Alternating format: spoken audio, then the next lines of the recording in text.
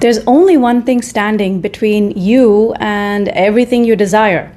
And that one and only thing, that one issue, is a case of mistaken identity. Which means you see yourself as a separate self or the separate ego self. And that's nothing but a bundle of thoughts and beliefs.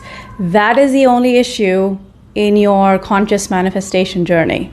Really, that is it. So many of us walk through most of our life, right from when we were kids, believing that we are this separate ego self, right? A character made up of our personal histories, thoughts, and emotions. We have a name, we have a body, we have an identity. We view ourselves as these distinct entities navigating through life, striving to achieve, to improve, to overcome. But what if I told you that this sense of separateness is an illusion? Yep, that very foundation of your identity as a separate self is not as solid as it seems. We believe ourselves to be this, our nationality, we have a race, we have a religion, we believe that's who we are. This illusion of our separateness is the root of all our manifestation struggles. It's like being an actor so absorbed in a role that you forget it's just a performance. Then you try to affirm your way to happiness, to success, to love, not realizing that these affirmations are being applied to a character you've mistaken for your true self. So I just want you to think about this, okay? Affirmations are often used as tools, right? I mean, they need to bridge a gap between what we experience and what we desire. Usually, that's what most people use it for. But this gap itself is born from the mistaken belief that we are fundamentally lacking or that we're somehow incomplete. When you affirm, when you do visualization exercises from a place of perceived lack, you reinforce this belief in separation rather than resolving it. Doesn't matter what manifestation techniques you're doing, it reinforces the belief in separation.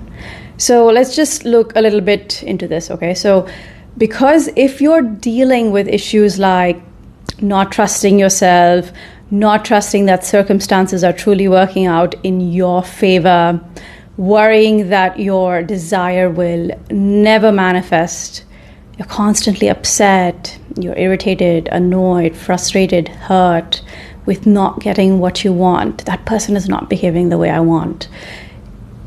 None of this is random. They're not at all random. It's not about you lacking discipline, willpower, or not about you just reacting to whatever life throws at you. And yeah, this goes deeper than fearing those worrisome or disempowering thoughts that gate crash your party, right? They gate crash your peace, or it goes beyond just constantly suppressing your feelings because they feel too raw to face. You just don't like what you're feeling. You want them to change instantly. If you find yourself obsessing over, outcomes, feeling desperate, or wrestling with, an unregulated nervous system, really any form of suffering, these aren't just personal failings or bad habits. They are signs. They're neon flashing signs, really, pointing to a deeper issue, a case of mistaken identity, a misidentification with your ego. When you identify with a bundle of thoughts, feelings, beliefs, this made-up sense of self, this made-up sense of a separate self gets established. This made-up sense of a separate self, we also call sometimes the ego. This is the self that gives rise to all states of insufficiency or lack. So it shows up in various ways, like when you're looking for signs for your manifestation to show up. You're constantly checking, are things moving your way or not? You hold on to limiting beliefs like a safety blanket. You think there's a shadow self to confront. You think you need to work incessantly on this shadow self. You need to integrate all parts of you.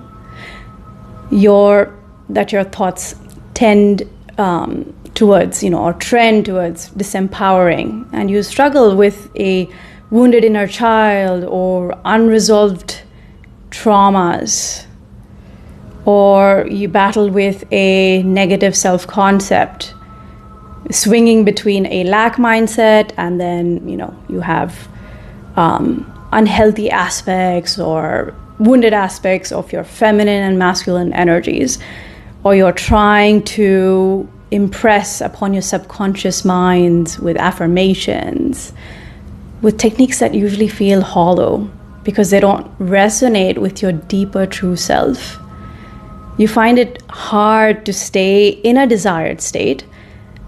And more than that, you think you need to maintain one desired state. I mean, this is a huge mistake, but we will talk about that in another video. Or you fail to love yourself unconditionally, or to affirm your worth correctly. You get caught up in entertaining the old, broken, disempowering stories of your life. You start messing with the middle in your manifesting journey. Or you forget or fail to detach or let go and just trust the flow that everything is working out for you. And all of this, on top of all of this, you have more insecurities that color your relationships, your health, your wealth, really in all aspects of your life. So these symptoms aren't the problem itself. They are the echo of the problem. They echo throughout your life, as they did in mine, because of a fundamental error in how you see yourself. You've mistaken yourself for this separate, limited character, the ego. When in reality, you and I, we are far greater, more connected, and inherently complete. And I do this too. I slip into being this ego self.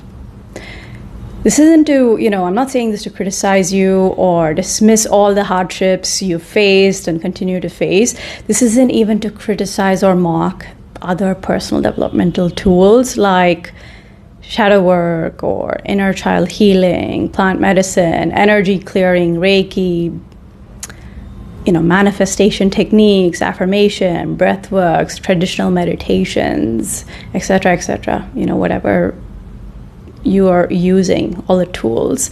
They all have their own place. But what I am talking about right now is a direct approach, the direct path to knowing who you truly are, your true self, what we call love, consciousness, awareness. It has several names. You can call it whatever you want. Some people even call it God. So this is the same direct path to consciously manifesting what you truly desire from a place of resting in your true self. That is what is most important. So your true self is not a separate entity. It's a boundless, formless presence. It's pure consciousness itself. When you begin to recognize this, the old scripts of lack, separation, and insufficiency start to lose their grip.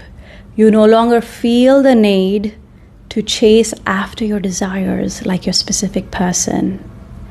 because you understand that everything emerges from this infinite presence that you fundamentally are. Every single thing. Yes, including your thoughts, body, beliefs, everything. So seeing through the illusion doesn't mean changing who you are or getting rid of the ego or transcending it or making it vanish or improving it. Instead, it's about recognizing that the ego, with all its desires and fears, is not who you truly are. It's realizing that this separate self was never a threat or barrier to your desires. It's an aspect of the play of consciousness, just playing its part in the vast theater of your life, essentially calling you back to your true nature. So when this clarity dawns, right, manifestation as a whole, it just takes on a whole new dimension. You now manifest not by forcing change, but by aligning or resting in your true self. States of love, abundance, and health, then they arise not as things you achieve or you work towards, but as expressions of your inherent nature.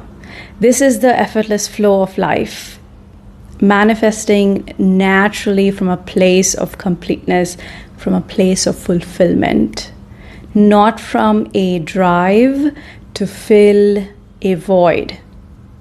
Now, understanding this can transform the way you approach life, and you start to make manifestation your lifestyle, not a quick fix. It shifts your perspective from striving to being, from seeking to realizing. And in this realizing, you find that all you've ever sought was already within you, simply awaiting your recognition. So stay tuned for experientially discovering how to see through your illusory separate self clearly, to manifest from your true self.